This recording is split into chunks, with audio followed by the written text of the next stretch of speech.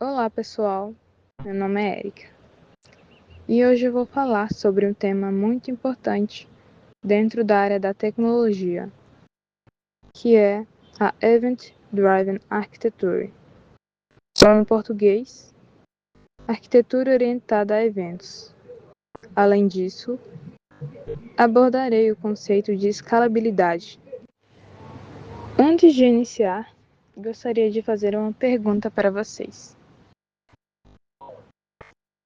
Vocês já pararam para pensar como WhatsApp, Netflix ou aplicativos de banco conseguem atender milhões de usuários simultaneamente? Por exemplo, pensa no WhatsApp. Quando você manda uma mensagem, ela precisa chegar quase instantaneamente para outra pessoa. Agora imagina milhões de pessoas fazendo isso ao mesmo tempo. Se o sistema não for bem estruturado, as mensagens atrasariam ou nem chegariam. Outro exemplo é a Netflix. Quando várias pessoas entram ao mesmo tempo para assistir uma série nova, o sistema precisa aguentar essa quantidade enorme de acessos sem travar. E não é só isso. Imagine um site de compras, com milhares de pessoas comprando ao mesmo tempo.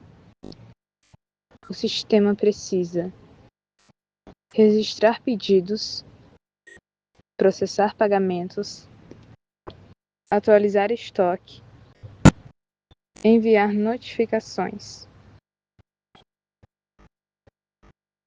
Tudo praticamente ao mesmo tempo. Se o sistema não for estruturado, ele pode travar, ficar lento ou até mesmo sair do ar. E é justamente nesse ponto que surgem dois conceitos essenciais: a arquitetura baseada em eventos e a escalabilidade. Hoje eu vou explicar o que são esses conceitos, como eles funcionam e por que eles são tão importantes nos sistemas modernos.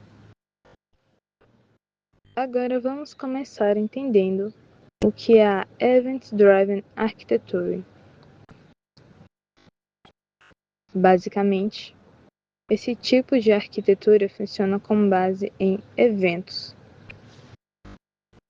Mas afinal, o que define o coração dessa estrutura? O que é na prática um evento? Bom, em vez de um sistema funcionar de forma direta e linear, onde uma parte chama a outra, nessa arquitetura o sistema funciona reagindo a acontecimentos, que no caso são os eventos. Imagina um evento como um fato. No mundo real, um evento é algo que aconteceu e que não pode ser apagado da história. Na computação, é exatamente a mesma coisa. Um evento é uma notificação de uma mudança de estado. É o registro de que algo já foi. Não é uma ordem para fazer algo. É o relato de um acontecimento. Por exemplo, em vez de dizer cria um pedido, o evento diz pedido criado. Quando algo acontece, esse evento é avisado para o sistema e outras partes reagem a isso. Exemplo do dia a dia. Pensa quando recebemos uma notificação no celular. Você recebe uma mensagem e automaticamente aparece a notificação. Você não pediu aquilo naquele momento. O sistema reagiu a um evento. Outro exemplo. Quando você curte uma foto em uma rede social, esse simples curtir pode gerar vários eventos. Aumentar curtidas, notificar a pessoa, atualizar o algoritmo. Tudo isso acontece sem você perceber, porque o sistema está reagindo ao seu fato. Isso acontece devido a duas características fundamentais. A primeira é que é assíncrona, ou seja, não precisa esperar por uma resposta imediata. O sistema manda um aviso e continua a funcionar. E a outra característica é que é desacoplada.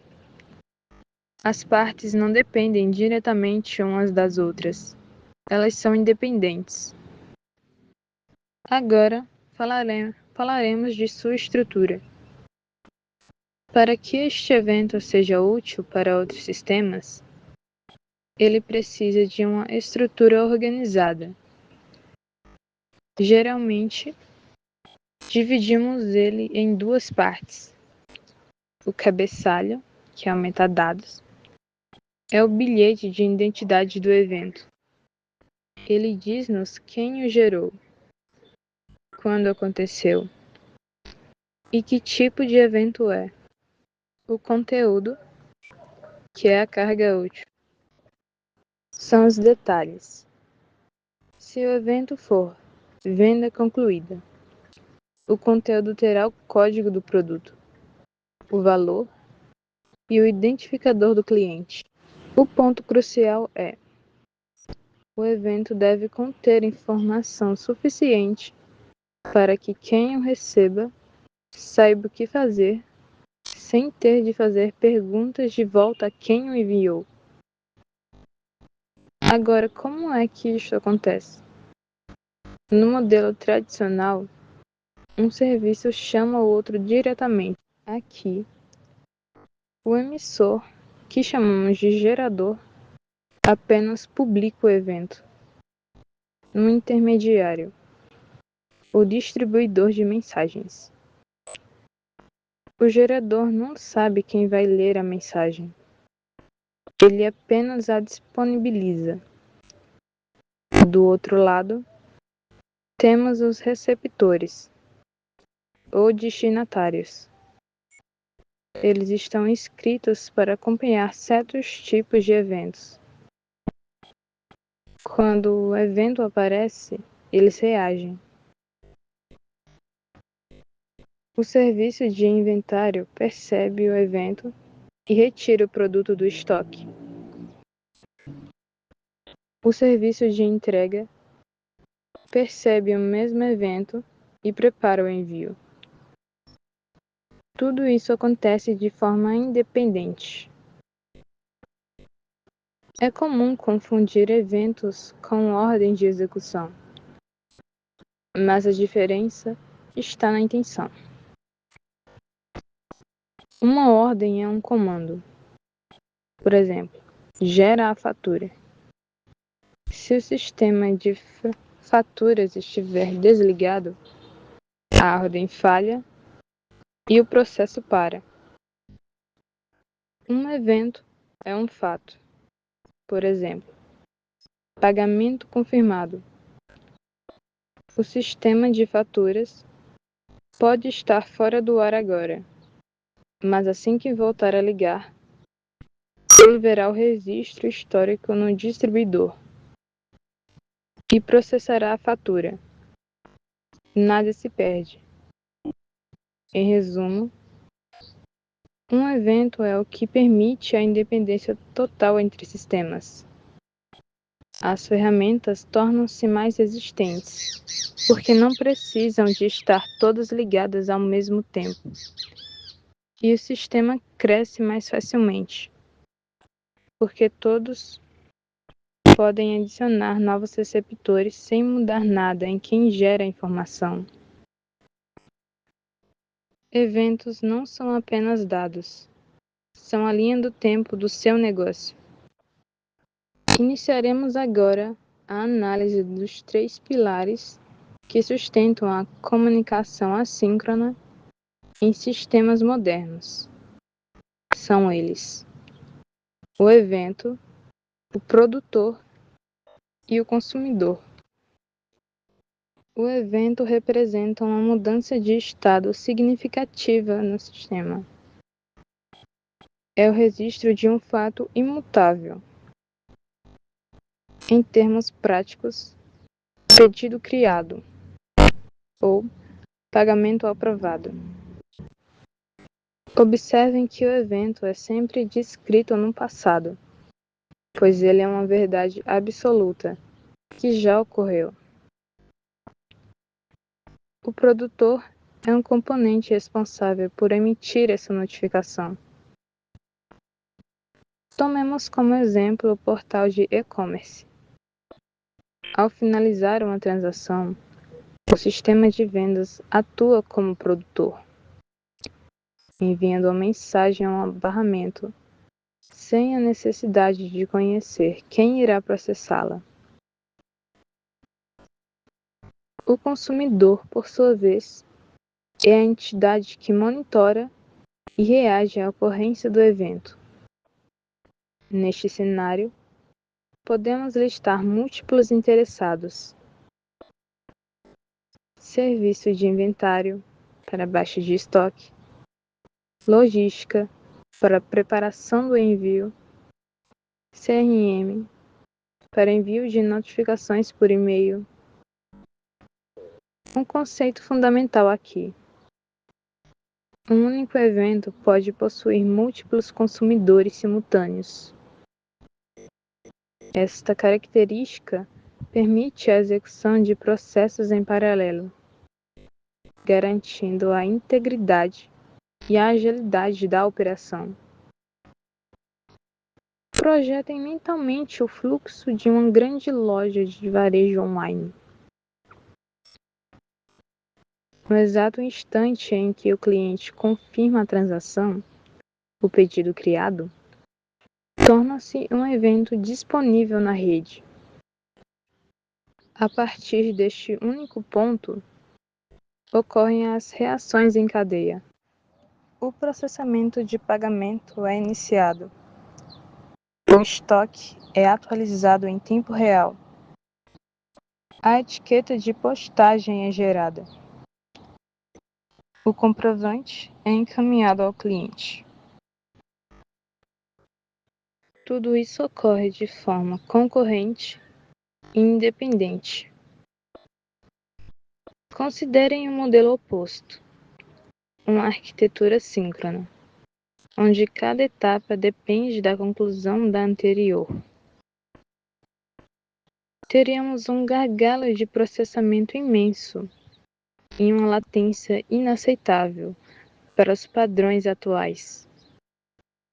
Concluímos, portanto, que esta segregação de responsabilidades é o que viabiliza o alto desempenho e a escalabilidade dos sistemas complexos. Agora vem uma pergunta importante: como esses eventos chegam até os consumidores? Imagine 2 modelos de comunicação.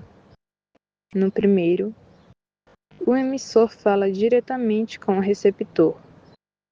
Se o receptor estiver ocupado ou distraído, a mensagem se perde instantaneamente. No modelo de mensageria, introduzimos o mediador. O emissor entrega a tarefa ao mediador. O mediador armazena a tarefa com segurança. E o receptor retira a tarefa quando tiver capacidade. Exemplo prático: em um aplicativo de entrega, quando você finaliza o pedido, o sistema não espera o restaurante confirmar para liberar o seu celular. O sistema anota o pedido em uma fila e libera sua tela. O restaurante, no tempo dele, recebe essa notificação. o mecanismo de proteção contra a sobrecarga, explicando melhor sobre o represamento de demandas. Sistemas digitais possuem limites de processamento. Sem uma fila, um pico de acessos derrubaria o servidor. O represamento. A fila funciona como uma barragem. Ela recebe o volume violento de água, que no caso são os dados, e libera apenas a quantidade que as turbinas, que são os processadores, conseguem suportar. Processamento gradual.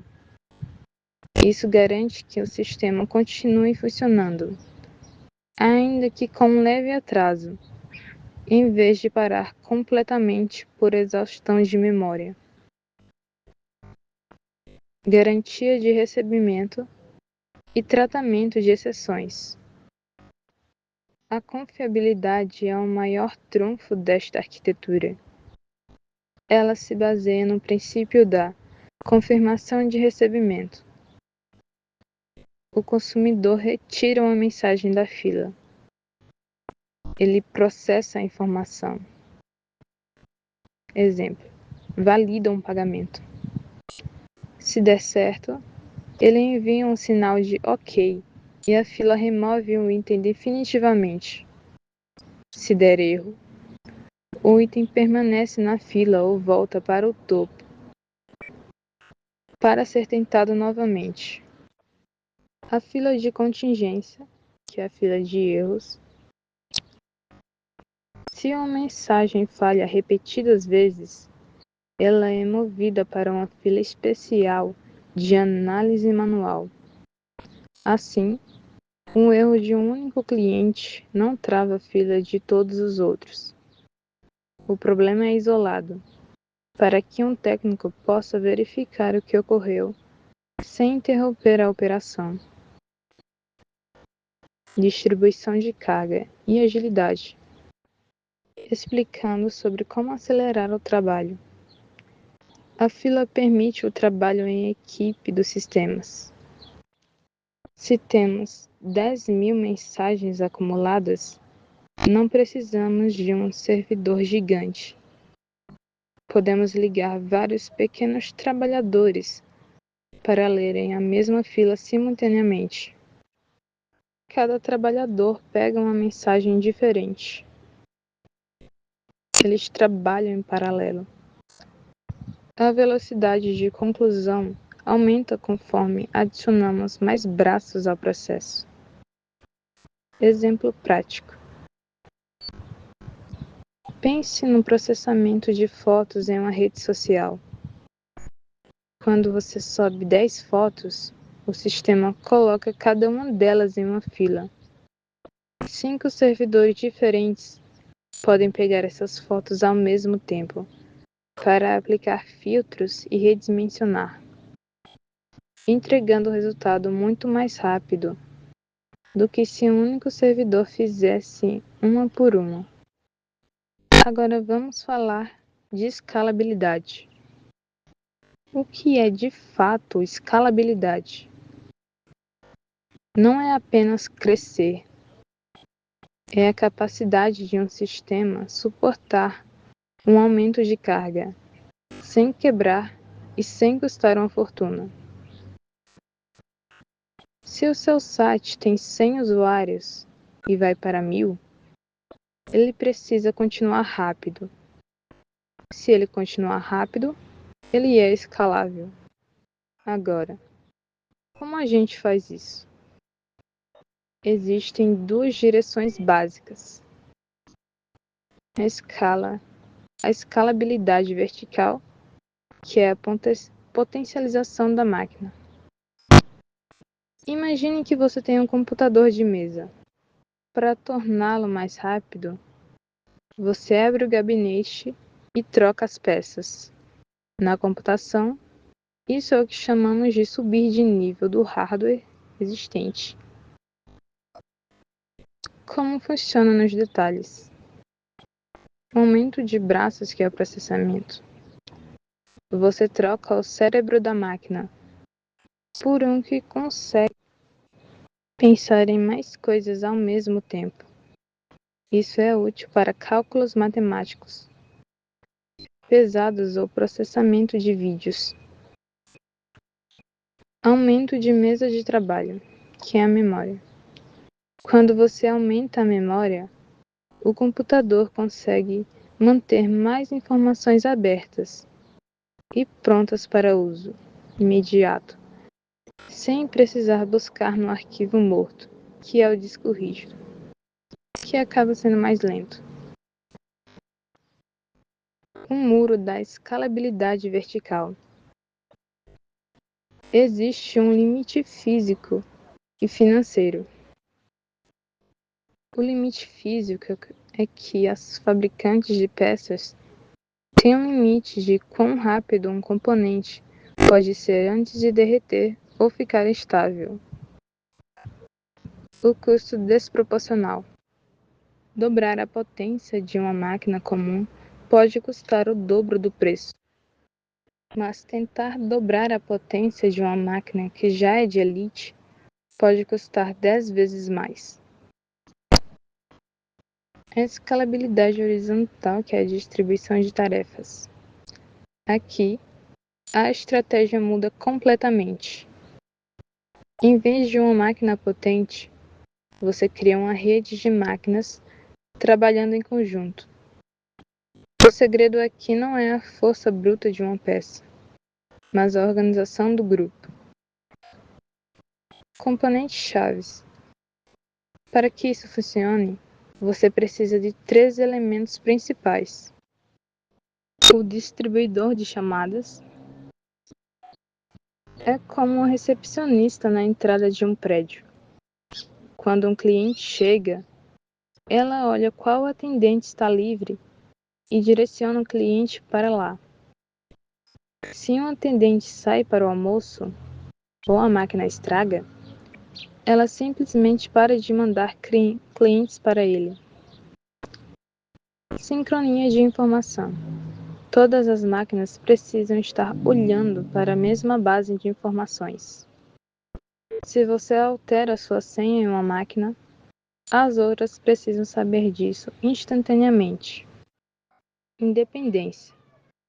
Cada máquina deve ser capaz de resolver o problema do cliente do início ao fim, sem depender exclusivamente de outra colega para as tarefas básicas. Diferenças de estratégia e manutenção. A manutenção na escala vertical. Você geralmente precisa desligar a máquina para trocar as peças. Isso causa uma interrupção no serviço. É uma solução de curto prazo que resolve o problema rápido, mas não para sempre. E na escalabilidade horizontal, você nunca desliga o sistema. Você pode adicionar ou remover máquinas enquanto as pessoas estão usando o site. Se você tem 10 máquinas e quer colocar mais 5, o sistema continua rodando enquanto as novas entram no time. O desafio dos dados. Este é o ponto mais detalhado. Na vertical, o banco de dados vive em um só lugar. É fácil de gerenciar, porque a informação não precisa viajar. Na horizontal, o banco de dados precisa ser replicado ou dividido. Imagine uma lista telefônica.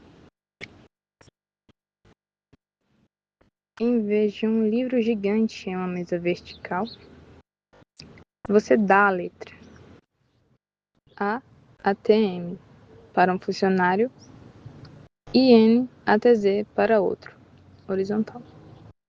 Isso exige uma coordenação muito maior para ninguém se perder. Agora, juntando tudo isso, A arquitetura orientada a eventos ajuda na escalabilidade, porque permite dividir o trabalho. Exemplo: Black Friday. Na Black Friday, milhões de pedidos acontecem ao mesmo tempo. Cada pedido vira um evento chamado pedido criado.